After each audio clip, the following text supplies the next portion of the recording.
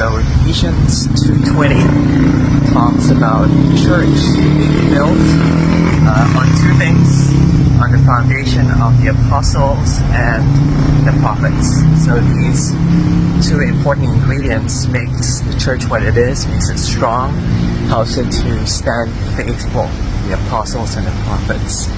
And traditionally, this is talking about the New and Old Testaments. Yeah, apostles like Paul and Peter, they wrote the New Testament, and the prophets wrote the Old Testament. Jeremiah, Isaiah, Moses, they come together and essentially form the witness of the gospel. It's what we have in the form of the Bible, and that's the foundation of the church today. It's the testimony that points forward to Jesus as the fulfillment of God's plan. Jesus is God's Messiah. But depending on who you ask, there are other takes as to who these apostles and prophets represent. And instead of just talking about the New and Old Testaments, some people see it as the New and the New. The apostles, the New Testament leaders, but also the prophets. Some people see as referring to prophets who are writing prophetic writings in the New Testament. So possibly books like Revelation, it's called the Book of Prophecy, or maybe even more widely so, any book in the New Testament has a kind of prophetic element to it. That is, God is speaking through these books, or also God is kind of like putting His authority on these books, such that He actually speaks to us directly now through the New Testament as well as the Old.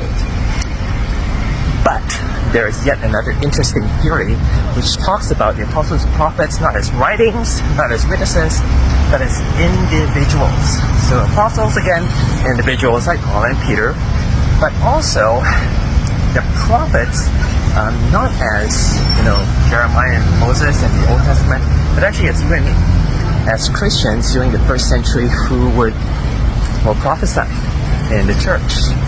And the kind of reasoning goes is that, in the first century you need apostles to establish your church, but you also then needed these experiences, these evidences of the Spirit, which gave encouragement to the church, gave it kind of authenticity through things like Pentecost, or through speaking in tongues, or even through prophecy.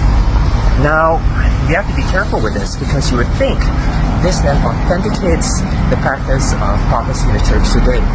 But actually what it usually does the opposite, because proponents of this view then say that these are experiences, these are individuals who were needed only in the first century.